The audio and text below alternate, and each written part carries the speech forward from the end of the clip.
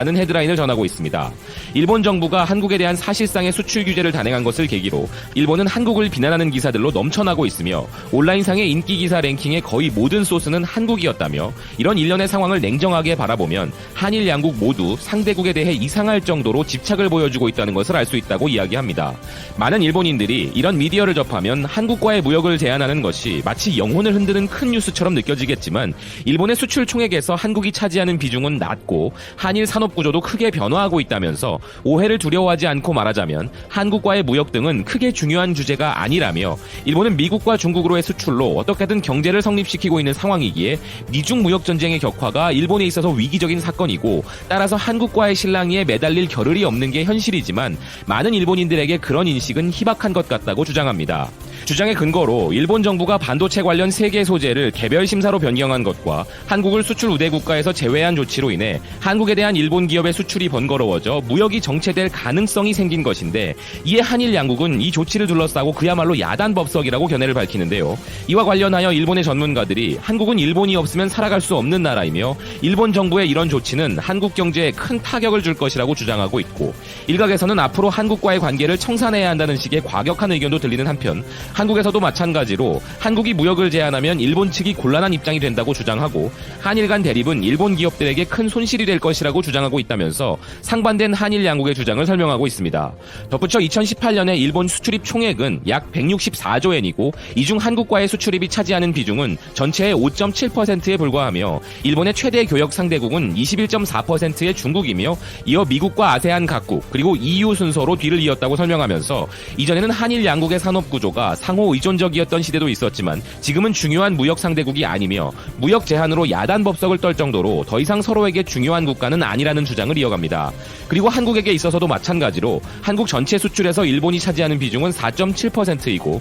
한국의 전체 수입에서 일본의 비중은 11.5%로서 비록 한국이 일본으로부터의 수입에 의존하는 비중은 높지만 그래도 한국 무역 전체를 생각하면 한국도 중국과 북미의 중요성이 더 높은 것에는 변함이 없다면서 요즘 한국의 수출이 급감하고 있지만 그것은 한일 관계 문제가 아니라 미중 무역 전쟁으로 인한 중국의 경기 악화가 원인이라고 지적합니다. 이전에는 한국 업체들이 일본 업체에서 핵심 부품을 수입하고 값싼 노동력을 활용하여 저렴한 제품을 대량 생산했기에 한국 업체는 일본 업체가 아니라면 부품을 확보할 수 없고 일본 업체는 한국 업체에 대한 수출이 아니면 매출 유지를 할 수 없었던 한일 산업이 일체된 구조였었지만 지난 몇십 년 동안 이런 기본 구조는 크게 바뀌었다는 점을 설명합니다. 이제 한국 업체는 스스로 부품을 개발할 수 있고 부가가치가 낮은 부품들은 동남아에서 수입하는 구조이며 일본도 마찬가지로 동남아에서 부품을 조달하는 사례가 늘고 있고 몇몇 핵심 부품의 경우는 아직도 한국이 일본에서 조달하고 있지만 무역 전체, 경제 전체의 문제로 생각해보면 한국과 일본의 상호작용은 그다지 중요하지 않은 것이 현실이라고 주장합니다. 기사는 일본에게 중요한 것은 비중이 그리 높지 않은 한국보다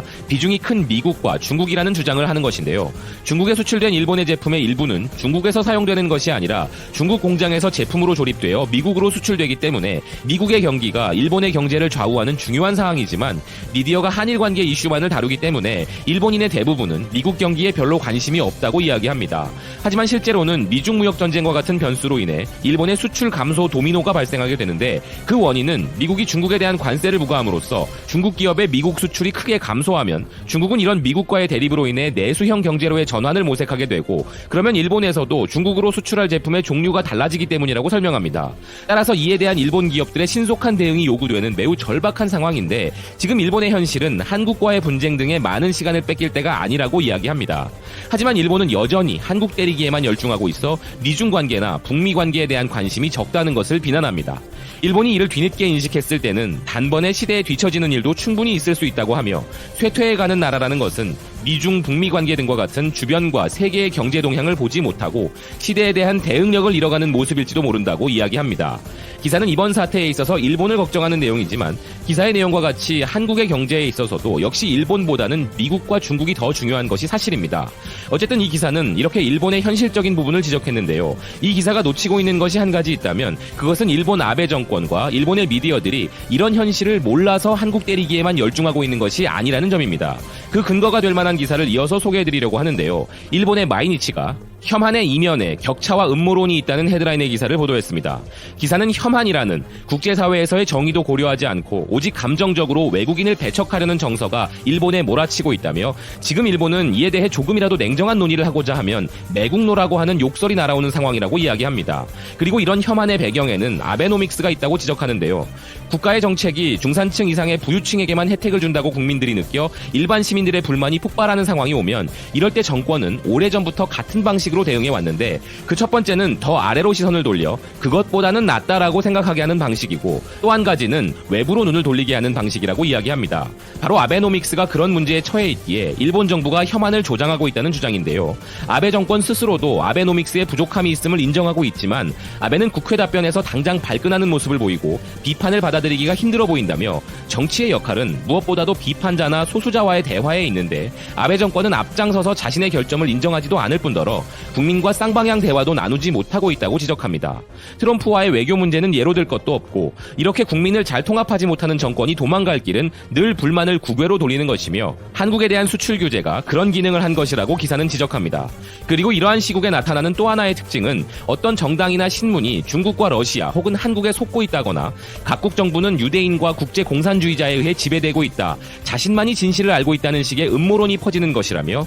이것은 예나 지금이나 다름없이 자신이 모르는 곳에서 누군가가 부당 이득을 얻고 있다는 주장인데 어떤 체제이던 결함은 있기 때문에 그 주장 자체가 틀리진 않았지만 그 불만의 대상이 틀렸다면서 그 책임은 유대인에게도 제1한국인에게도 없다고 설명합니다. 음모론 속 유대인은 현실의 유대인과 관계가 없고 항상 복잡한 한일 관계 문제에 있어서도 일방적으로 제1한국인을 비난할 이유가 없기 때문인데 이런 부분은 일상생활에서 시민들도 잘 이해하고 있지만 이런 당연한 현실을 외면하지 않으면 유대인과 제1한국인이라는 표적에게 대놓고 맘껏 욕을 할 수 없기 때문에 이런 음모론이 세트로 따라오는 것이라고 비난합니다. 기사의 요지는 아베 정권이 자신들의 아베노믹스 등의 실패로 인한 비난의 칼날을 회피하기 위해 꺼내든 한국 때리기 전략에 제1한국인들 때문에 일본인이 피해를 본다는 음모론이 합쳐져 위력을 발휘하고 있으며 이런 여론에 휘말려 일본 시민들까지 동조하고 있는 실태를 비난하고자 하는 것입니다.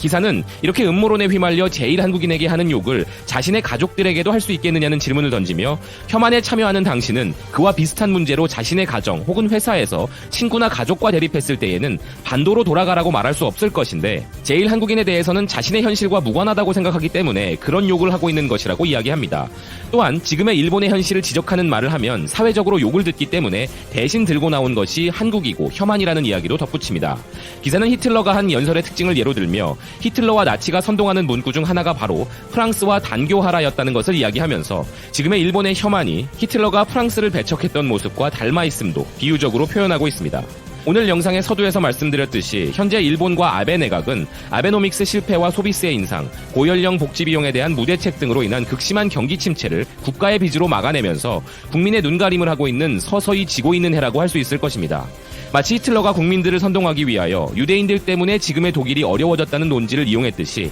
일본과 아베도 자신에게로 향하는 비난을 피하고 정권을 더욱 강화하는 우경화 정책의 희생양으로 우리 한국을 이용한 혐한 정책을 펼치고 있기 때문입니다. 따라서 이에 대한 우리 정부의 강력한 대응과 반격은 매우 정당한 행위이며 우리의 일본 보이콧 등의 자발적 행동은 민족적 역사적인 배경에 기인한 감정적인 대응이 아니라 국제적으로 비난받아